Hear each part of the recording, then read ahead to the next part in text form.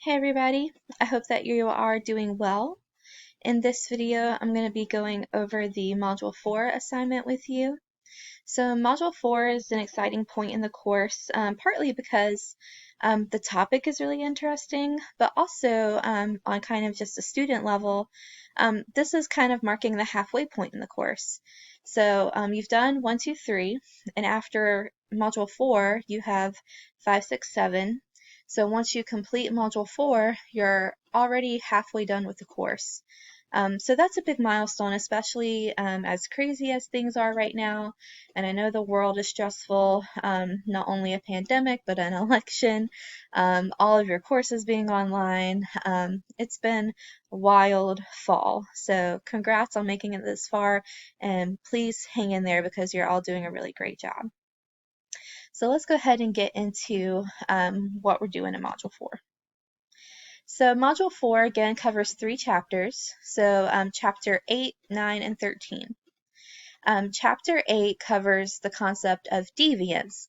And so deviance is a really cool topic. I actually spend double the amount of time on deviance when I teach this class in person, just because there's so many different aspects to it.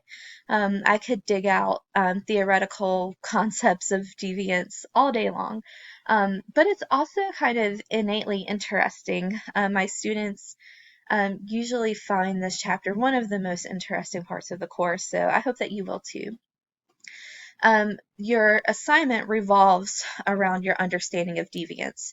So when you're looking at chapters 9 and 13, definitely read them, but your understanding of deviance is going to drive your success on the assignment. So really spend a lot of time in chapter 8, and be sure to reach out to me if you have any questions.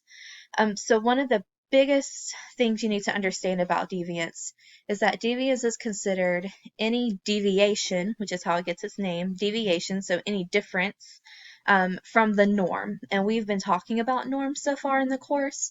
So norms are our custom ways of doing things. And so deviance occurs when anyone breaks off of the regular norm. So a lot of times my students automatically think illegal things, crimes. And you're absolutely right. All crimes are a form of deviance. So this can be drug crimes, street crimes, white collar crimes. All of that is an example of deviance. But what's not so obvious sometimes is it doesn't have to be illegal to be deviant. All it needs to do is veer from the norm. So let's say that I schedule a Zoom meeting with you and I show up and I've got a face full of panda face paint on. Really strange and jarring, not the norm. That would be deviant. So not illegal, but it's still deviant just because it's not the norm. Teaching class in like a scuba suit. Deviant because it's not the norm. Again, not illegal, but it's not the norm. So any deviation from the norm is considered deviance. And another important part is deviance does not depend on whether you consider something morally wrong or not. Deviance in sociology is approached from an objective lens. So I wrote in a lot of your Module 2 papers to be careful with language. So if you go back to Chapter 1 emphasizes the nature of sociology to be objective.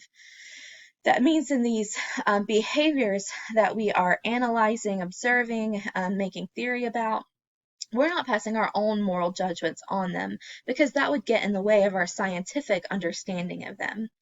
So just because I would call something deviant doesn't necessarily mean that it's wrong or that I consider it morally right or wrong. So some of these things that could be considered deviant are, for example, let's see, gay marriage back before it was the norm. So I've supported gay marriage for a very long time, but it didn't become law of the land until 2015. So before 2015, even if I supported gay marriage, it was still considered deviant because that's not the norm. And even today, most people are heterosexual. So, I mean, you could argue that gay marriage is still a little deviant because it's not the norm. It's legal now, which is wonderful, but it's not the norm. So be careful when you're thinking about deviance. Deviance is not necessarily a factor of our personal value systems. We just compare it to the norm. Okay, so if you have questions about that distinction, please let me know. Your second chapter is about global stratification. Stratification refers to inequality, so it's our big word for inequality. And you'll see in that chapter that we have a global stratification system. So beyond the United States, there is kind of this ranking of countries that has created inequalities and stratification. The third chapter is about the sociology of aging. So we touched on this a little bit in the socialization chapter, but chapter 13 goes into a variety of different issues that come along with the sociology of aging. So those are your 3 chapters. You can read here about your objectives, what you're supposed to get out of them, and then you can read how it connects to previous chapters. So those are your objectives and kind of what you'll be thinking about for Module 4. Your module assignment summary is here. Please pay attention to your due dates, when the module opens, when it closes, when your think piece is due, when the module ends, because I don't take work after the module ends. Okay, so that's there for you. So let's get into your assignment. So we are back on a think piece this week. So module 3 was your a discussion board assignment. So module 4, we're back to think pieces. Remember that think pieces are different from discussion boards because they are formal essays. And when you write a formal essay, you're being a bit more formal than you would in a discussion board. So I'm looking for a variety of components of APA. Hopefully you will include a title page. At least include your name, please. A lot of papers I graded for Module 2 didn't have your names on them. And sometimes I have to download the files to read them, and without a name it makes it a little more complicated. So at the very least, please put your name on there. Please include a title page. Pay attention to your citations. Make sure that you are writing with academic tone, and make sure that you are using evidence for your work. A lot of times in Module 2, I also told people to be careful with your language, be careful with your assumptions, because you're rooting your analysis not in your understanding of society as it is now, but what you learn from sociology. Sometimes the things that we think are common sense are not necessarily true, and sometimes the things we think are common sense are absolutely true, but you can support it with a textbook concept. So please make sure you are thinking of this essay as a true academic essay that you are spending time on, including sources and including formatting. So that's your think piece. So in this, you're going to be talking about deviance. So again, deviance is any deviation from the norm. And so we're going to use a lot of different sociological lenses to look at it. So please make sure that you include at least 6 citations for the paper. More is certainly better. I'm not sure that 6 is even, 6 will get you credit, but 6 is the bare minimum. So please make sure that you're including more anytime that you reference something from the book. So that's kind of the overall introduction. So let's get into what you're actually talking about. So to complete the assignment, you need to identify one form of deviance and address the prompts below. Please include at least 2 full pages and at least 1 theory of deviance from the textbook to support your thesis. So just like with Module 2, you had to offer one of the human development theories. So please include one of the theories of deviance from the textbook as addressed in Chapter 8. So you're going to pick one form of deviance. Again, it can be illegal or just kind of off kilter.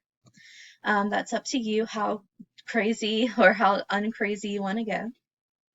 So think of your form of deviance. So I'm going to say accidentally posting a public nude photo is the form of deviance I'm going to examine. So let's say you had a nude photo, you accidentally posted it somewhere. That's the deviance I'm going to be looking at. So let's set the foundation for my argument by looking at some key concepts about deviance. What part do race, ethnicity, age, class, sexual orientation, and employment status play in the labeling process and your chosen form of deviance? So chapter 8 talks about labeling. So make sure you're pulling in labeling here. So when I'm thinking about a nude that's been posted online for everyone to see, race and ethnicity implications. If we look at research, research suggests that people tend to see minoritized women as more sexually explicit.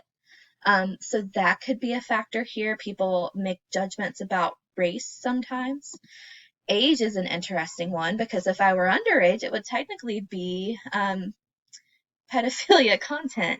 So that's pretty significant in the analysis of my deviant act. On the opposite side, I think if I were elderly, there would be a different reaction from if I were, in my 20s. Social class. When I think about social class here, I'm thinking kind of like celebrity. So I think about a celebrity nude as a form of social class versus maybe just like a regular person. Sexual orientation. There is still some stigma about seeing sexual or LGBTQ content in some things. So I imagine if there were any kind of flair to that in my photo, that would be important. Employment status, I think, is huge. I think, for example, if I were a sex worker, not as big as issue as if I were, I used to be an elementary school teacher, so if that were the case, that would be a pretty significant deviant act, because if my children were online and that came out, then oh my goodness. So you can see the different ways all of these things can play a part in the way that we think about deviance. Okay. There's another question here, don't forget it. Why are some people more likely than others to be labeled as deviant? That is discussed directly in your text. So make sure you're pulling that theory there to describe that. So number 2, what do sociologists mean when they say deviance is relative? How do the cultural values of the United States connect to deviance? And is age a factor in determining what is deviant for some and not others? All of this is going to be addressed in your text. It's almost directly there. It's like a comprehension question. This is the only one you'll have to do some thinking about, but I imagine that you will come to an understanding that, yes, probably generation matters when it comes to considering something deviant. Take, for example, the maybe tattoos. So I know my grandparents were very much against tattoos. It was very deviant in my grandparents' eyes to have a tattoo. So very deviant for them. But for me, I don't care. I think tattoos are great. Actually, I don't have any. I would like one. My husband has tattoos. I really like them. So that difference in generation matters too. So 3 is where you're actually going to describe the deviant act. So all this up here is setting up some context. Paragraph 3, you're describing it. So I would describe this deviant act is a woman who takes nude photos and it accidentally gets posted online. Why is it considered deviant? Because it's deviant for women to be nude in public places, and a social media is kind of a public place. And in which context? I imagine most contexts, the only context I could see this not being deviant is if it were on like a certain website that you would expect that content, or I don't know, I can't think of any place where it's not would not be considered deviant. Maybe you can, but that would be paragraph 3. 4, how is it viewed around the world? Would it be considered deviant everywhere? I imagine there might be some cultures more accepting. I think that European countries don't tend to be as prudish about things. And then how might the behavior be valued by different age groups or the elderly? So you can conjecture that. So that's what you're going to write in the form of an essay. 4 paragraphs at least. Please include ample citations as you're writing and connect your thinking to the textbook. 2 full pages. And then here's an idea of how to format. Please make sure you're using your APA here. When you go to submit, remember, just click on the link. Excuse me. Come down here. write it as, or add it as an attachment, submit. Okay, so that's all.